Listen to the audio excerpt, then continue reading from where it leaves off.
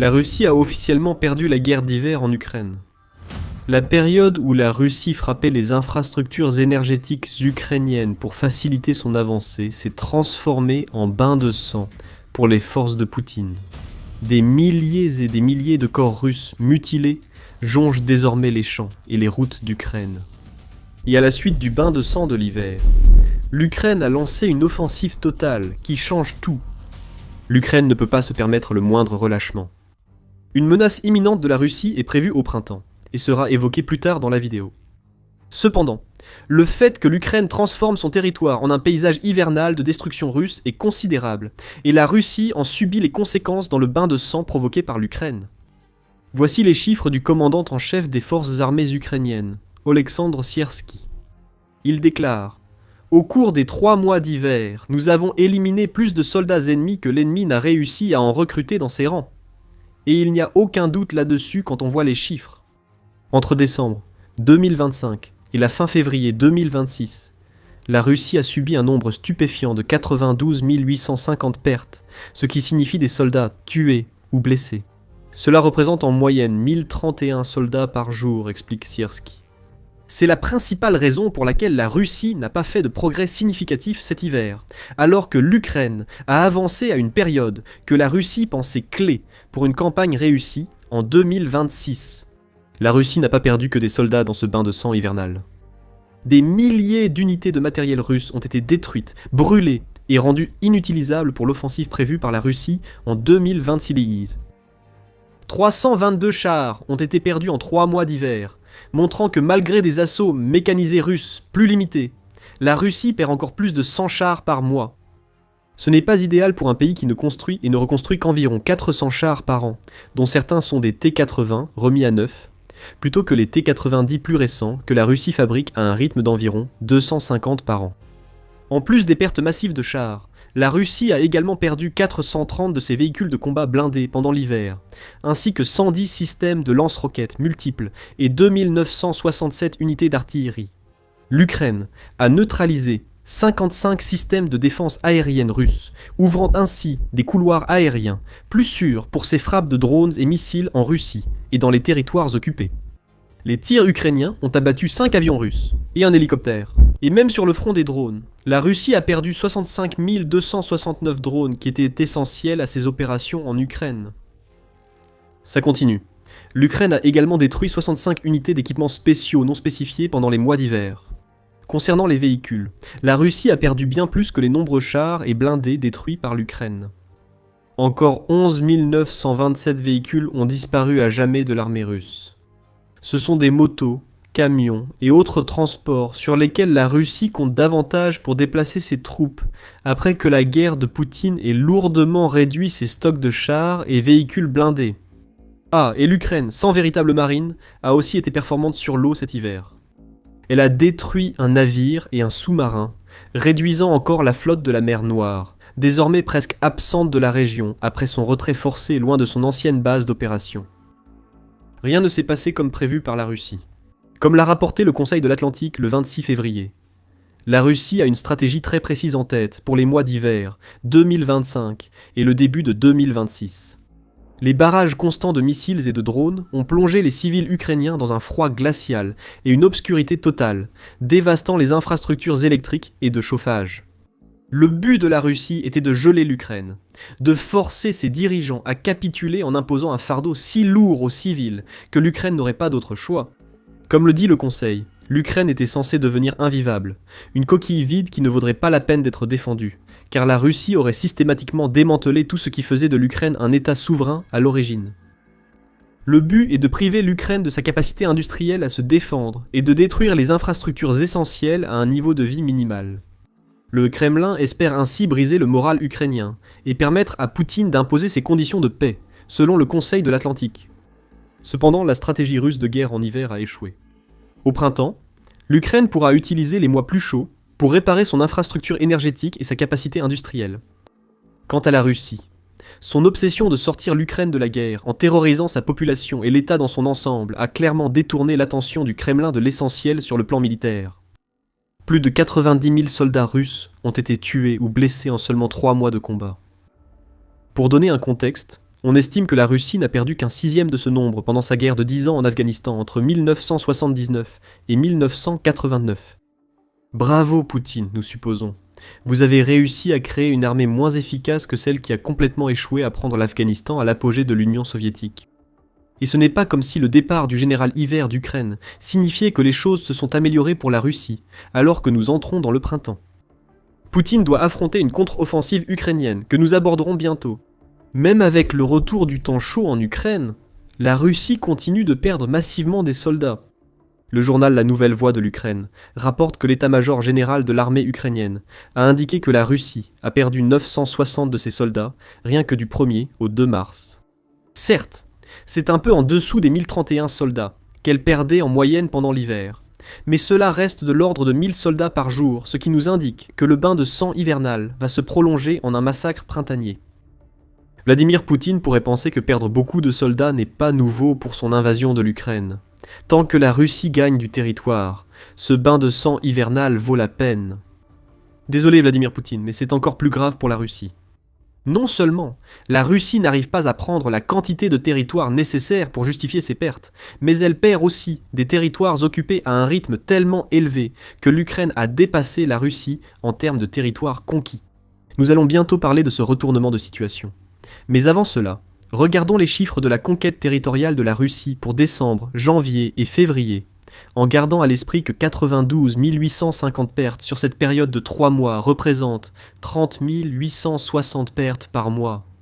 En décembre, la Russie a capturé 445 km², soit 160 et 11,8 miles² de l'Ukraine, selon Ukraine Breaking News.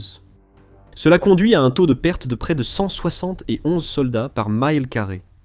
Il est difficile d'avoir des chiffres confirmés pour janvier et février.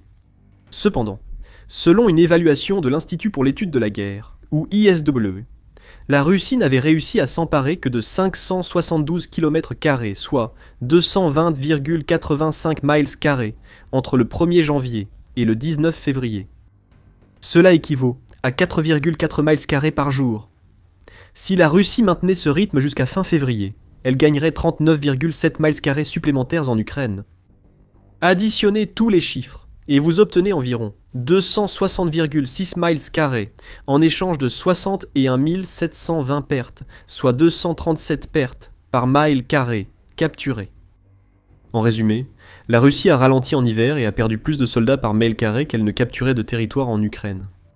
Cela suffirait à déclarer la guerre d'hiver remportée par l'Ukraine, d'autant que ces faibles gains russes ne préparent pas Poutine aux offensives du printemps et de l'été, évoquées en fin de vidéo. Alors que la Russie progressait difficilement, l'Ukraine agissait de façon inattendue pour Poutine. Fin février, les forces d'assaut aériens ukrainiennes, appuyées par des unités de drones et des groupes d'assaut au sol menant des opérations de recherche et destruction, ont commencé à s'infiltrer dans les zones grises et territoires occupés du sud et sud-est de l'Ukraine. Une offensive majeure sur l'axe d'Oleksandrivsk a eu lieu et est toujours en cours, mais on voit l'Ukraine réaliser des avancées remarquables contre la Russie en direction de Zaporijia et, lentement mais sûrement, en direction de la Crimée. L'objectif de cette offensive était d'éliminer les groupes russes, probablement de petites unités infiltrées tenant des positions précaires, afin de permettre à l'Ukraine de renforcer ses défenses à Zaporijia et Dnipropetrovsk. Aidé par la perte d'accès de la Russie à Starlink, utilisé par la Russie pour ses drones et communications sur le front, l'Ukraine a fait de février un mois où la guerre d'hiver russe est devenue un tel échec que Poutine pourrait ne jamais s'en remettre. Comment ? Nous allons répondre à cette question dans un instant. Mais avant d'aller plus loin, vous regardez The Military Show et nous vous donnons une vue d'ensemble, pas seulement les gros titres. Abonnez-vous si vous voulez garder une longueur d'avance. Au 20 février, l'Ukraine avait réalisé tellement de percées qu'elle avait réussi à libérer 300 km², soit environ 115 miles² de territoire, de la Russie en quelques semaines. En chemin, l'Ukraine a repris 8 localités, qu'elle peut désormais utiliser à la fois comme des points défensifs fortifiés et comme des bases de lancement pour des avancées plus profondes vers le sud. Et c'est précisément ce que l'Ukraine a fait. La contre-attaque hivernale dans le sud de l'Ukraine avait obtenu plus de résultats au 22 février.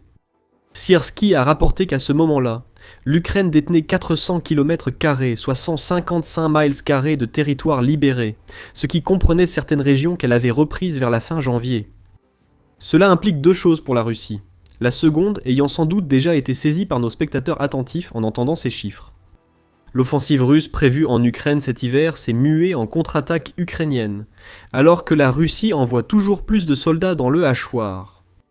La Russie échoue à briser les défenses ukrainiennes et doit regarder l'Ukraine lui en donner la leçon dans le sud du pays. Deuxièmement, et surtout, le retournement en hiver est tel que, pour la première fois depuis août 2024, lorsque l'Ukraine a contre-attaqué à Koursk, elle libère plus de territoire que la Russie n'en prend. Selon Euromaidan Press, Deep State, un projet de renseignement open source, affirme que la Russie a conquis moins de territoire qu'annoncé par l'ISW en janvier et février. Selon Deep State, la Russie a capturé 245 km², soit 94,5 miles² de l'Ukraine en janvier, et elle a suivi cela, avec un maigre gain de 126 km², soit 48,6 miles², en février.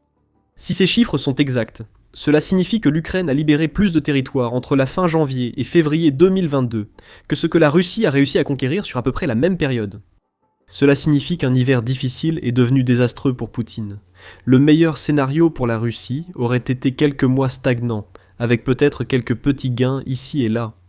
La Russie affronte une contre-offensive ukrainienne rapide dans le sud, l'Ukraine regagnant possiblement 3 fois plus de territoire que ce que prennent les forces affaiblies de Poutine.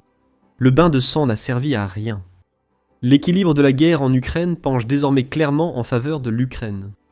Taras Chmut, qui est le directeur de la fondation Reviens Vivant, ainsi que membre du conseil de surveillance de l'Ukraine. Ce membre de l'agence d'approvisionnement de la défense l'a confirmé sur Facebook le 1er mars. La Russie a perdu la bataille de l'hiver, et nous avons gagné. Le printemps arrive, les journées s'allongent, et il fait plus chaud. L'Ukraine poursuit son combat.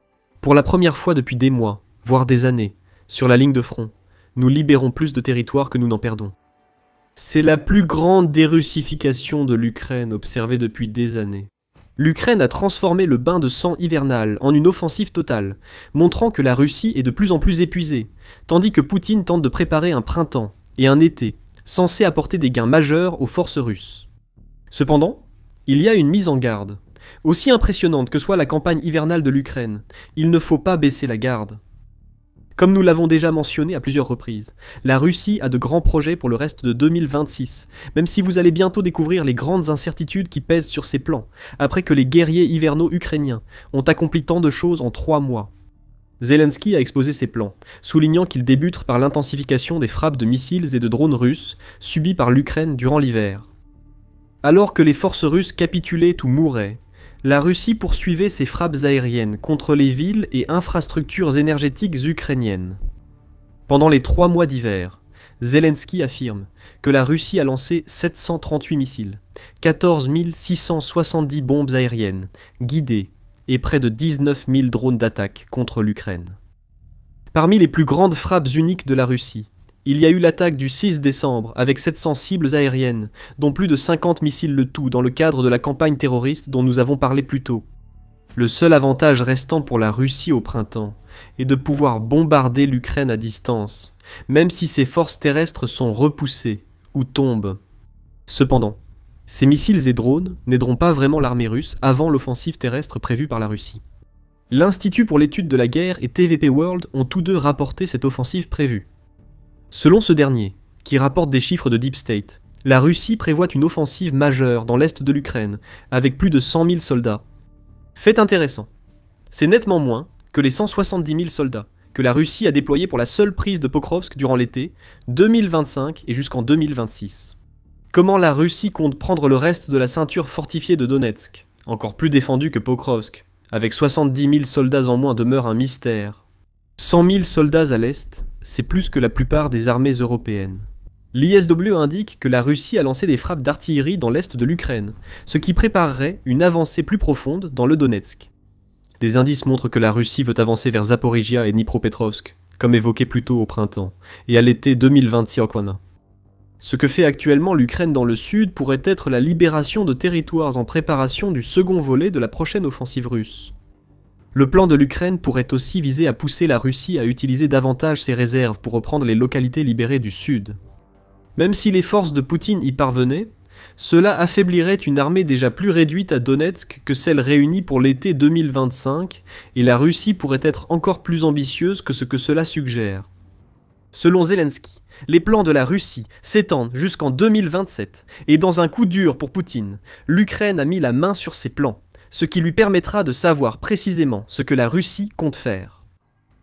Nous savons que leurs orientations demeurent actuelles, notamment l'occupation des régions de Donetsk et de Louhansk à l'est de notre État. Ils veulent sans aucun doute continuer en direction de la région de Zaporijia, et aussi vers la direction de Dnipro.